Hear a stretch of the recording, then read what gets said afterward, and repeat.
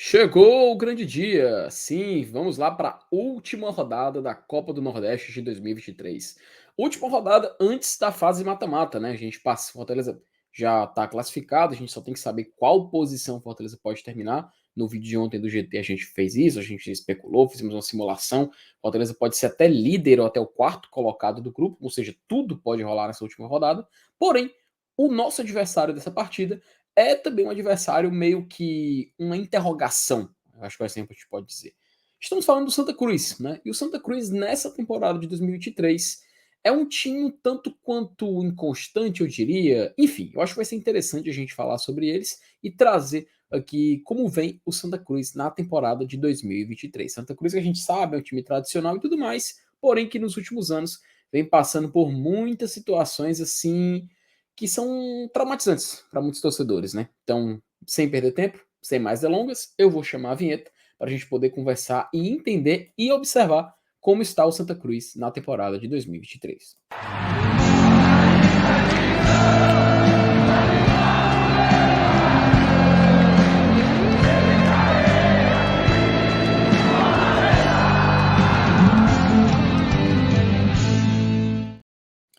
Pois bem, vamos lá, que eu vou colocar aqui na tela para a gente ver o confronto de hoje à noite, né? Mais tarde, vocês estão vendo aí, Fortaleza e Santa Cruz, a gente se enfrenta lá no Mundão da Arruda, como costumam chamar o estádio.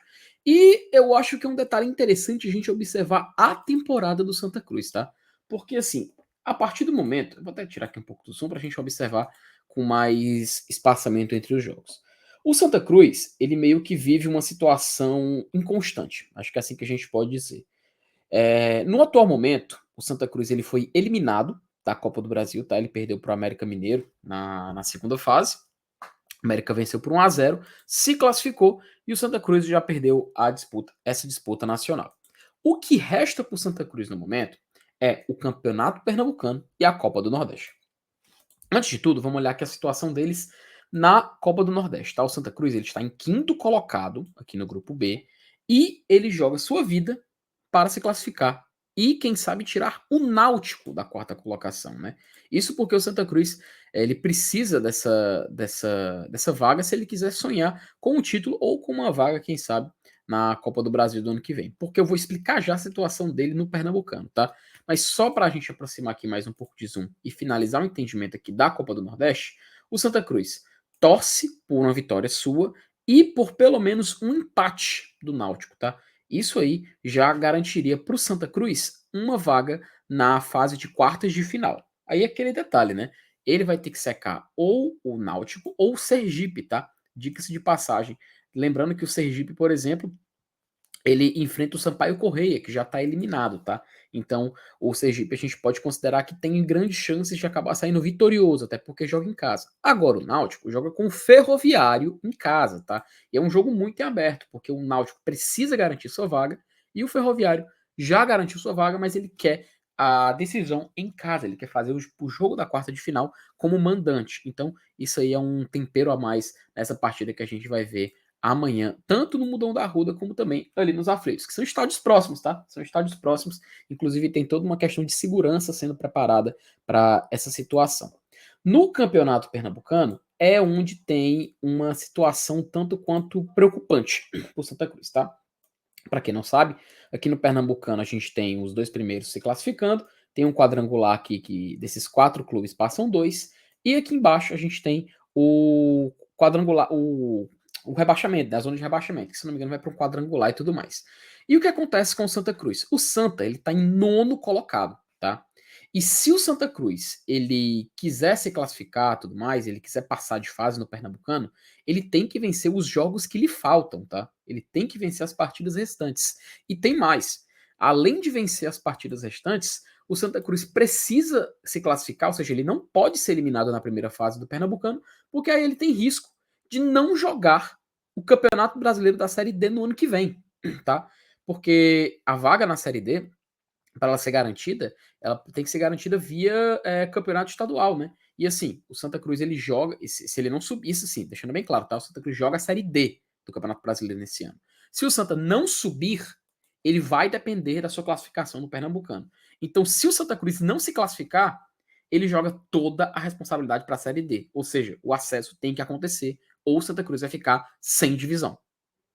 Então, é uma situação muito complicada do Santa Cruz no ponto de vista até de calendário, né? Até no ponto de vista de calendário para o Santa daqui para frente. E aí é onde vem a situação que o Santa Cruz passa, né? Porque é uma crise não só dentro de campo, é uma crise também fora de campo. Então, por isso que o Santa Cruz vê as competições que ele joga nesse atual momento como cruciais para o seu andamento na temporada, né? Até porque o Santa Cruz ele, nesse exato momento, procura também reforços. Tem até foi algumas declarações de representantes do Santa Cruz observam não ter muita pressa para poder contratar e tudo mais, até para a Copa do Nordeste nessa reta final também não foram muito atrás. A gente sabe que é uma situação que um time que vive essa realidade é diferente. Então, para o caso do Santa, ele passa um difícil momento.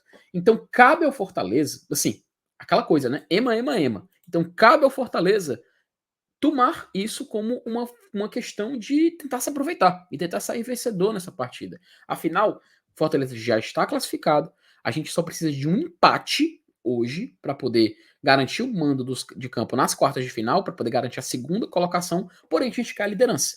Então, cabe ao Fortaleza vencer o Santa Cruz. O nosso desejo é de vitória contra o Santa Cruz nessa última rodada e torcer para o CSA derrotar o Sport, ou pelo menos empatar. Só que aí o CSA, né, é uma situação completamente à parte, porque o CSA já está eliminado de tudo, na Copa do Nordeste também já está eliminado, tenta jogar a Copa de Alagoas para garantir uma vaga na Copa do Brasil do ano que vem, então é uma situação completamente à parte. Mas ao que cabe ao Santa Cruz, Fortaleza tem que ficar atento e quem sabe a gente conseguir aprontar lá no mundão do Arruda.